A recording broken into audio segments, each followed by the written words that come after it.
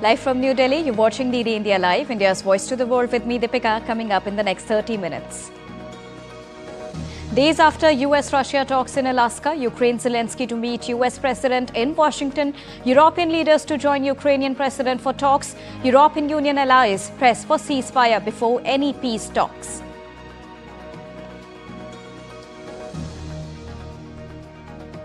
Ahead of Trump-Zelenskyy talks, US says Putin agreed to security protections for Ukraine as part of potential peace deal. Zelenskyy hails historic US decision to offer security guarantees for Ukraine. Chinese Foreign Minister Wang Yi to arrive in New Delhi on a two-day visit to India to hold special representatives talks on India-China boundary question with NSA Ajit Doval, also to meet his Indian counterpart Dr. S. Jaishankar. Lower House of the Indian Parliament to hold special discussion on India's first astronaut aboard the International Space Station and the critical role of space program for Viksit Bharat 2047. And in sports, the greats of modern tennis clash again as world number 1 Yannick Sinner takes on Carlos Alcaraz in the final of Cincinnati Open.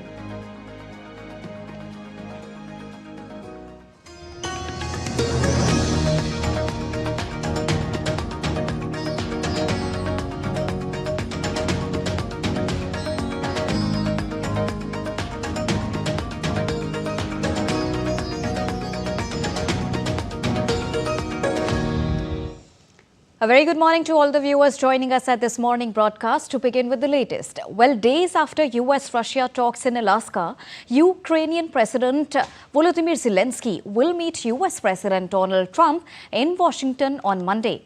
Now, this will be Zelenskyy's second visit to the White House with the daunting task of reversing the damage done to Ukraine's security prospects by Friday's Trump-Putin summit in Alaska. However, Zelenskyy will not be alone as he was on his first trip to the White House in February. European leaders will join Ukrainian president for talks. One of the key items on Zelenskyy's agenda in the meeting is securing solid security guarantees from the US leader, something the US officials say is a real possibility after months of downplaying the potential. Zelenskyy, who has long expressed desires to join NATO or to receive meaningful security guarantees from Washington and Europe's coalition of the willing, said the issue will be upfront when he meets with Donald Trump. British Prime Minister Keir Starmer will travel to Washington for meetings with US President Donald Trump, Ukrainian President Volodymyr Zelenskyy and other European leaders on Monday. Now, according to the statement issued by UK Prime Minister's office on Sunday, at the meeting that will take place at the White House, UK Prime Minister with other European partners stands ready to support this next phase of further talks and will reaffirm that his backing for Ukraine will continue as long as it takes. UK's Prime Minister has welcomed the openness of the United States alongside Europe to provide robust security guarantees to Ukraine as part of any deal. The United Kingdom has stated that this is important progress and will be crucial in deterring Putin from coming back for more. French President Emmanuel Macron said that the goal for Monday's talk in Washington between US's Trump and Ukraine's Zelenskyy is to present a united front between Ukraine and its European allies. He said there can be no territorial discussion regarding Ukraine without the legitimate, democratically elected leaders of Ukraine. Take a listen. Ultimately, our desire tomorrow is to present a united front between Europeans and Ukrainians at this moment of conflict resolution, reaffirming who is on the side of peace, who is on the side of international law. But above all, how can we collectively ensure that the international order is respected and that our collective security is protected because the security of Europeans and France depends on it. There can be no territorial discussion regarding Ukraine without the legitimate, democratically elected leaders of Ukraine. No discussion about Ukraine without the Ukrainians. But in the same way, there can be no discussion about the European security without them. US President Donald Trump could offer NATO-like protection to Ukraine, and Russia is open to the idea, one of his top foreign policy officials said on Sunday ahead of a meeting with Ukraine and European leaders. Now, U.S. Special Envoy Steve Witkoff said Donald Trump and Vladimir Putin had reached an unexpected understanding that the United States and European allies could extend NATO-style security guarantees to Ukraine. He further added that it was the first time Russia had agreed in principle to such an agreement.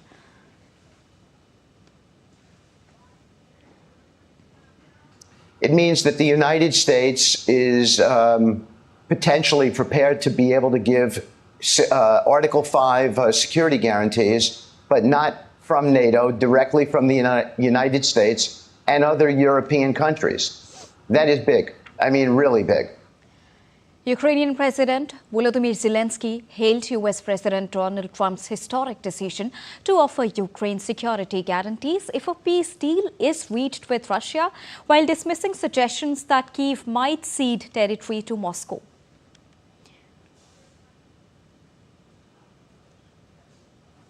European leaders also backed the development.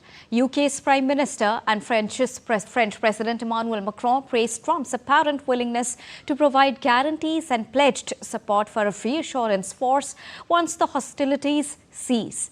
Now, Germany and the European Commission joined Zelenskyy in affirming that borders cannot be redrawn by force. Moving on, Air Canada flight attendants continued their strike on Sunday, defying a Labour Board's return to work order and delaying the airline's operations while demanding fair pay outside Vancouver International Airport. The Canadian Union of Public Employees declared the strike would continue, calling the return to work order unconstitutional and urging Air Canada to resume negotiations for a fair deal. The airline said it would delay plans to restart operations from Sunday until Monday evening. The Canada Labour Code allows the government to request binding arbitration to safeguard the economy, and it may also pursue court enforcement, an expedited hearing or legislation, though parliamentary approval is delayed until after the 15th of September's break.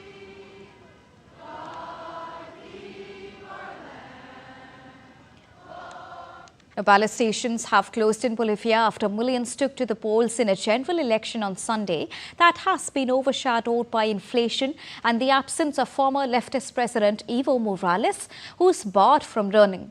Two right-wing candidates head into a runoff for President of Bolivia after topping the first round of elections on Sunday. Now, early exit polls showed the centrist Senator Rodrigo Paz of the Christian Democratic Party leading the presidential race with 31.3% of the vote. Conservative former President George Chirico of the Alianza Labour Coalition was in second with 27.3% of the vote. Well, if no presidential candidate wins more than 40% support with a 10 percentage point lead, the election will lead to a runoff on the 19th of October. The authorities reported steady voter turnout despite boycott calls from Morales' supporters. Meanwhile, former President Evo Morales arrived at a polling station that has long been Morales' stronghold to cast his vote following his campaign for null votes in the presidential election. The former leader has emphasized his interpretation of voter nullification as a form of political participation. Also, former Bolivian President Jorge Chirico looked to signal a new day in the Andean country as he casted his ballot on Sunday. He said the country will undergo dramatic change after the 17th of August, bringing hope for renewal after 2 decades of polarization, persecution and economic hardship.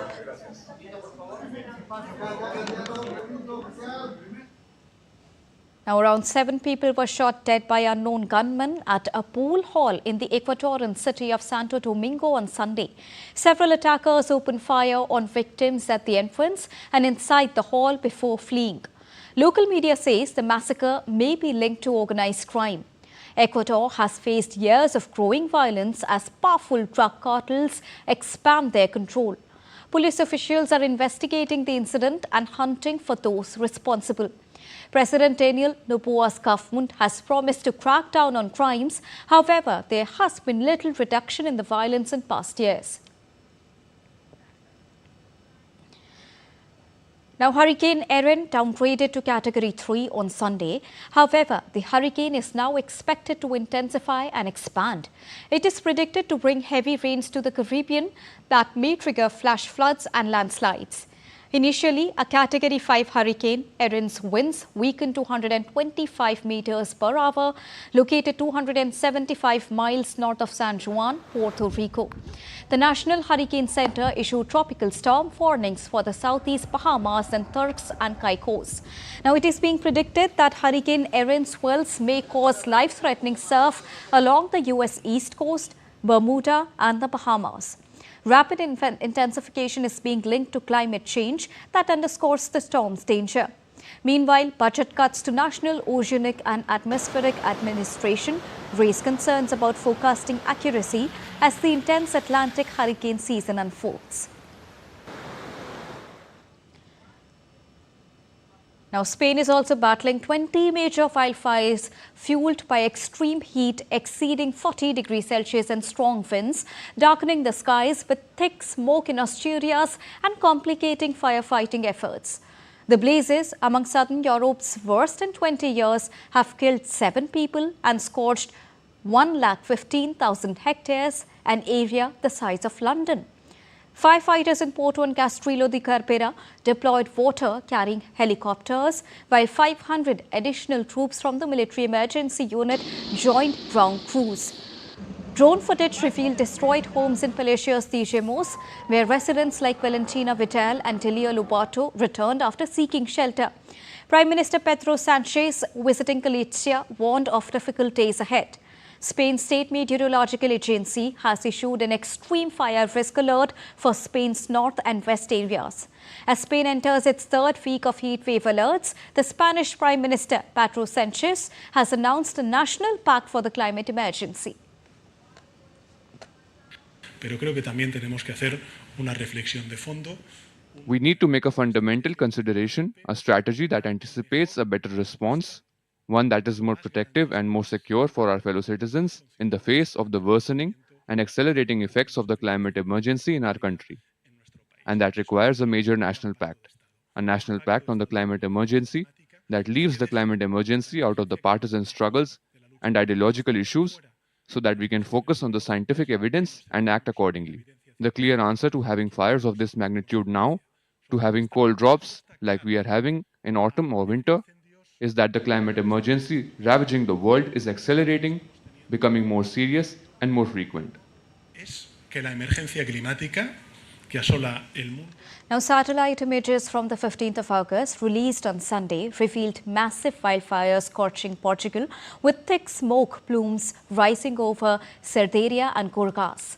The Institute for Nature Conservation and Forest reports that 155,000 hectares have burned this year, 3 times the 2026 till 2024's average, with half of that devastation occurring in the past 3 days itself. Fueled by extreme heat and winds, 8 major fires rage in central and northern Portugal, which is the largest area and a popular tourist destination as well. Now, over 4,000 firefighters are deployed, supported by water-carrying helicopters. The government extended a national alert as conditions worsen, with dry thunderstorms forecast. Portugal ranks third in the European Union for burned areas, behind Spain and Romania. And in Nigeria, more than 40 people have gone missing after a boat capsized in northwestern Sokoto state on Sunday. The National Emergency Management Agency said in a statement that the boat that was carrying more than 50 passengers to a market capsized early morning. As of now, about 10 people have been rescued, while more than 40 passengers remain missing. Boat accidents are common on Nigeria's waterways due to overcrowding and poor maintenance, particularly during the annual rainy season. Time to take a short break, but still to come on the other side. NDA fields Maharashtra's Governor C.P. Radhakrishnan as the candidate for Vice President's post.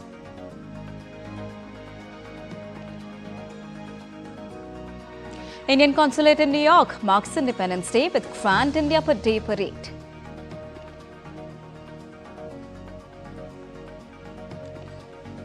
And India's Devika Sihag cruises past Isha Rani to win Malaysia International Badminton Challenger Tournament.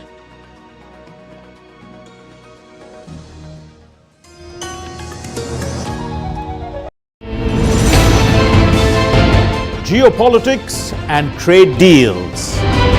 Economic challenges amid development. Hard work and the path to prosperity. It's the economy always.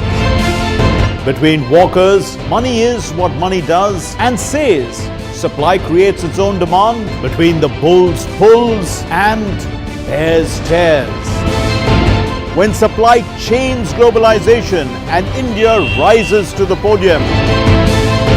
We'll get you centered with the economic brief at 8 p.m. every Thursday on DD India.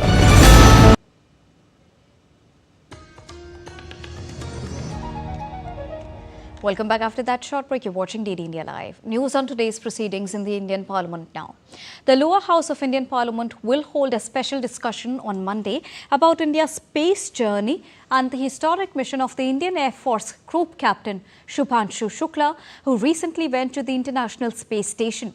The debate will focus on India's first astronaut aboard the ISS and the critical role of space program for Viksit Bharat by the year 2047.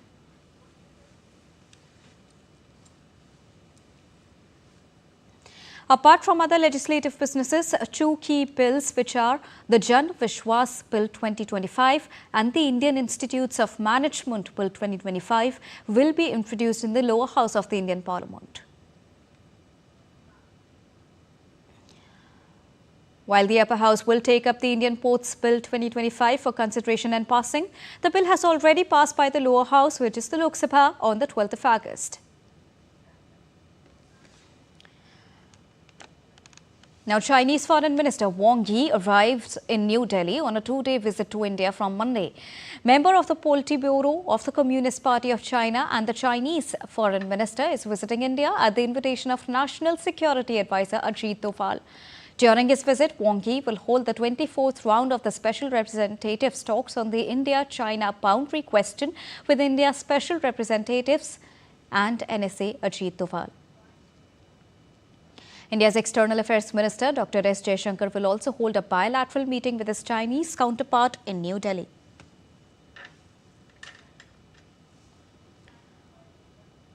The National Democratic Alliance, or the NDA, on Sunday named Maharashtra's Governor C.P. Radhakrishnan as its candidate for the post of Vice President of India, weeks after Jagdeep Dhankar stepped down.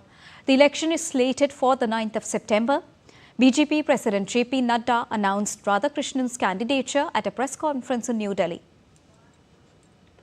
हमारे उपराष्ट्रपति के प्रत्याशी के रूप में हमारे महाराष्ट्र के राज्यपाल श्री C.P. राधाकृष्णन जी, चंद्रपुरम पुन्नास्वामी राधाकृष्णन जी, उनको हम एनडीए का प्रत्याशी बनाएंगे. The decision was announced after the BJP Parliamentary Board met earlier in the day to finalize the name, with Prime Minister Narendra Modi, Home Minister Amit Shah and other senior BJP leaders in attendance.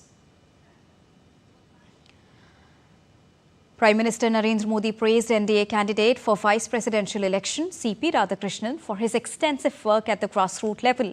Sharing a photo with him on social media platform X, Prime Minister Narendra Modi wrote, and I quote him here, "In his long years in public life, Thiru C.P. Radhakrishnan ji has distinguished himself with his dedication, humility and intellect.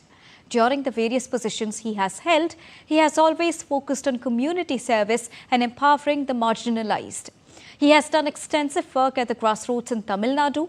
I am glad that the NDA family has decided to nominate him as the vice presidential candidate of our alliance." Unquote. Moving on.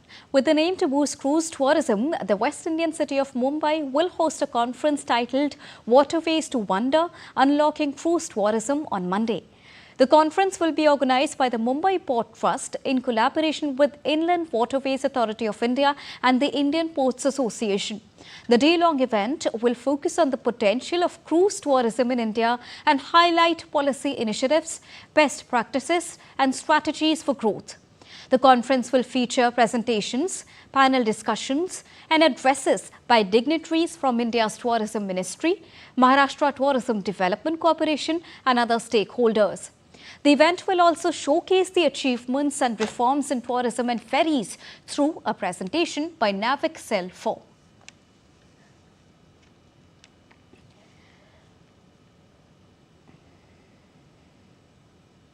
And the Indian Embassy in New York celebrated India's 79th Independence Day by organizing the annual India Day Parade. Now at Times Square, the celebrations reflected India's vision of becoming a developed nation by its centenary of independence. The event showcased India's rapid progress in infrastructure, technology and digital transformation, underscoring the country's path towards prosperity, inclusivity and sustainability. The theme, Viksit Bharat 2047, highlighted the aspirations of 1.4 billion Indians and the collective resolve to build a modern, self-reliant and globally leading nation. The American National Anthem.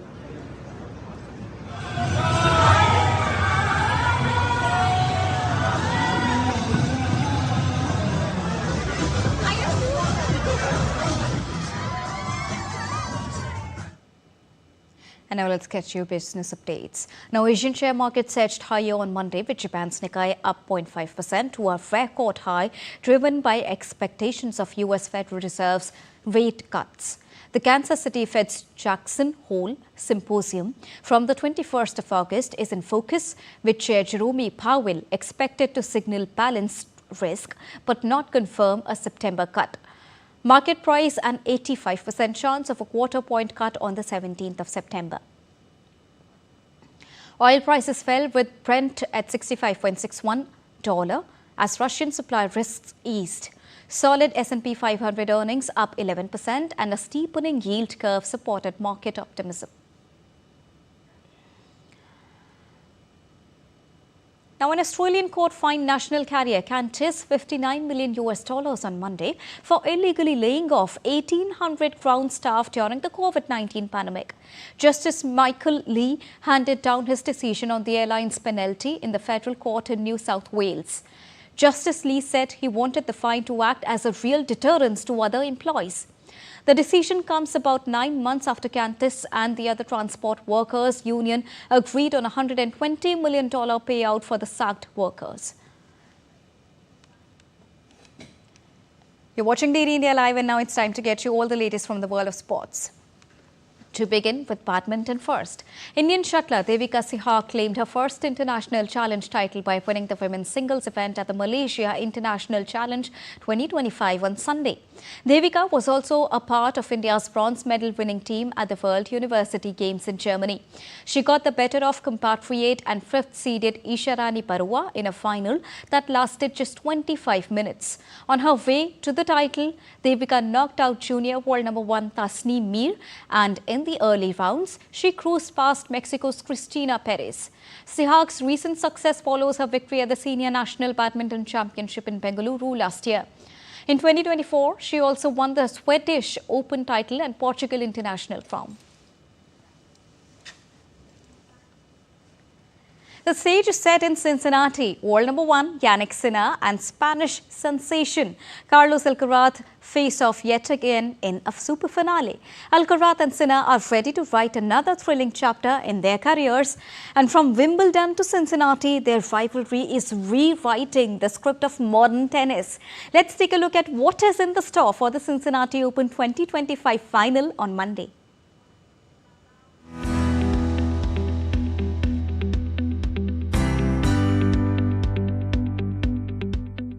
World number 1 Jannik Sinner will take on Carlos Alcaraz in the Cincinnati Open final after both advanced from their semi-finals in dominating fashion. Sinner overcame Francis Terence in straight sets, marking his 26th successive hardcourt win and 12th straight victory overall. The opening set went into a tie-break, but the Italian held firm and never looked back. Alcaraz meanwhile battled past Alexander Zverev to book his 7th consecutive tour-level final. It followed a tough quarterfinal against Andrei Rublev, where despite errors, the Spaniard held his nerve to prevail in 3 sets.